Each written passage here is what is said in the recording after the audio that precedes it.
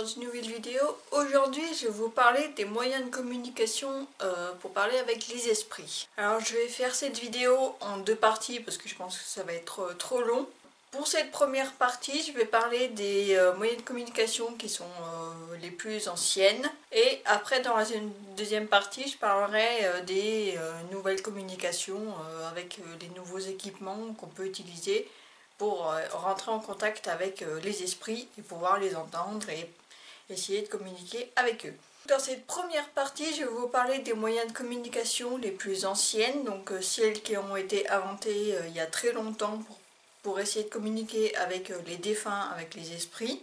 Alors, je ne vais pas rentrer dans les détails de chaque objet parce que je pense que la vidéo serait trop longue, mais si ça vous intéresse, si vous voulez, je pourrais faire des vidéos plus détaillées sur chaque objet.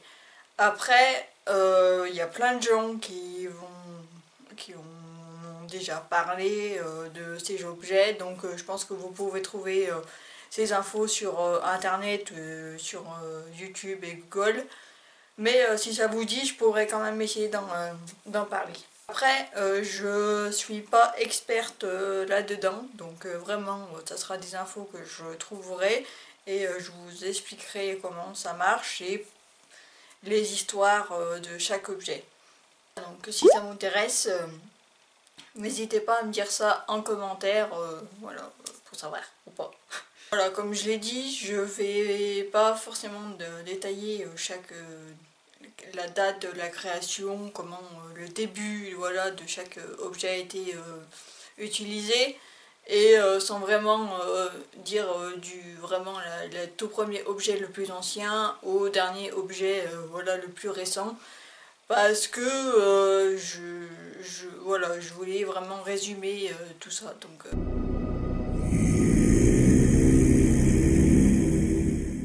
objet, c'est les baguettes parallèles.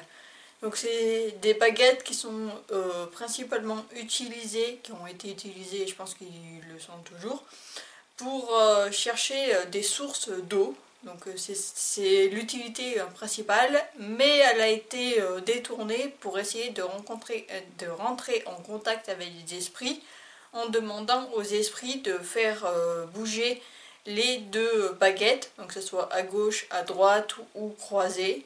Donc ça c'est oui ou pour non. Voilà, donc c'est comme ça que ces baguettes parallèles sont utilisées pour poser des questions aux esprits et qu'ils y répondent avec leur énergie à eux, donc l'énergie électromagnétique. Parce que c'est ce que les esprits, c'est ce qu'on pense, les esprits sont faits utilisent l'énergie électromagnétique et c'est comme ça qu'ils arrivent à communiquer avec nous.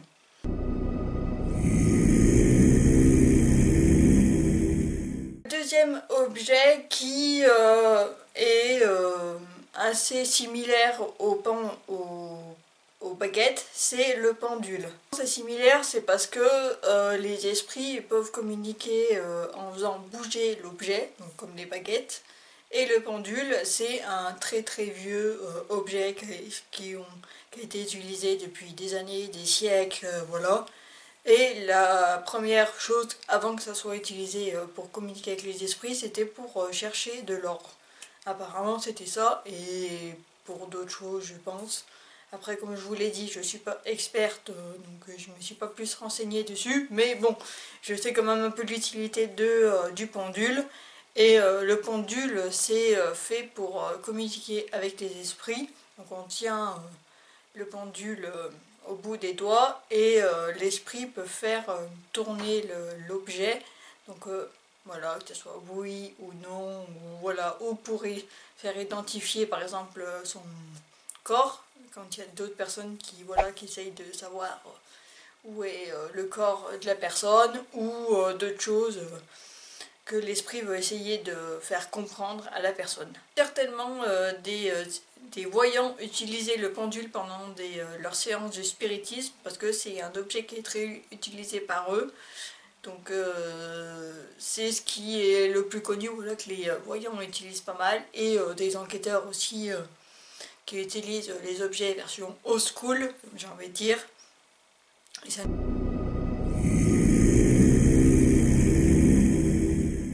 autre technique de communication qui est différente des baguettes ou de pendules, c'est l'écriture automatique. Alors je sais qu'il n'y a pas... Alors, je pense qu'il n'y a pas beaucoup de monde qui utilise l'écriture automatique, mais les gens qui l'utilisent, alors leur façon de faire, c'est qu'ils tiennent du coup une écriture automatique, donc du coup c'est sur un papier et avec un stylo, et on demande à l'esprit qui communique à travers l'écriture automatique pour essayer de comprendre, voilà, s'il a un message à nous faire passer, et du coup voilà, on essaye après de décrypter les messages, parce que bon, c'est pas hyper clair, hein, je veux dire, c'est pas comme nous l'écriture, donc on essaie de décrypter un petit peu les mots qu'il y a dedans.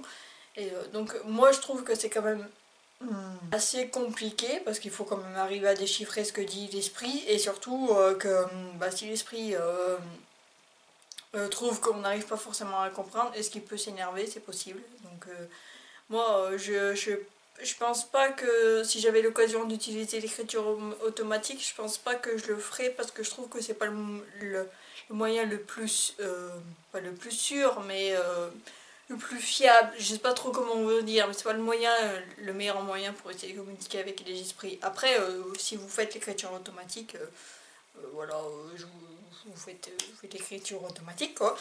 Je sais pas trop, voilà, vous faites ce que vous voulez, mais moi c'est pas forcément, ça m'attire pas trop.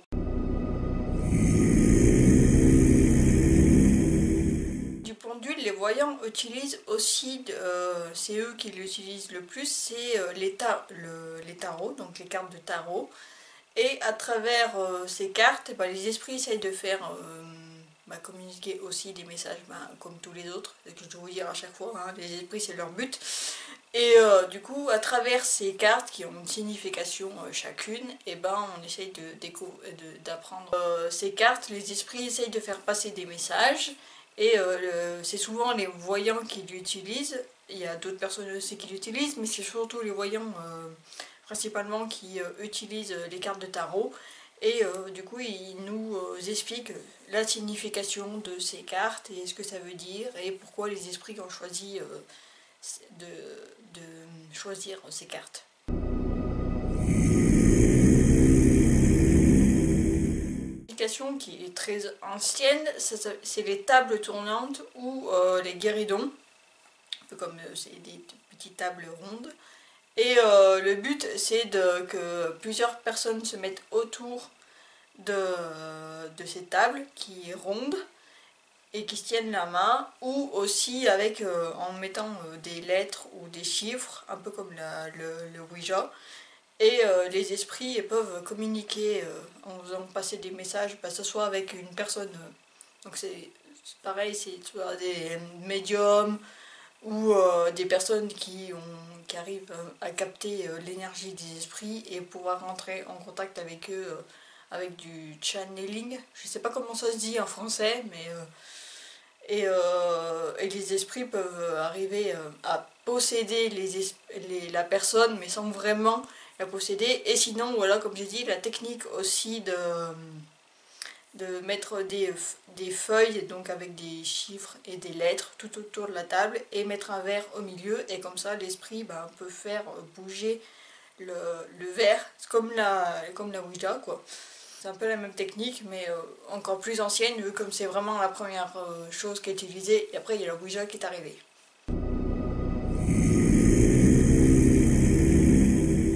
De Ouija, du coup c'est l'une des choses, je pense, qui est le plus connue, c'est l'une des communications les plus connues et l'une des plus anciennes, pas l'une des plus anciennes, mais fait partie des moyens de communication les plus anciennes, c'est la table Ouija. Je pense que je n'ai pas besoin forcément vous dire à quoi ça sert, je pense que tout le monde sait quelle est l'utilité de la Ouija.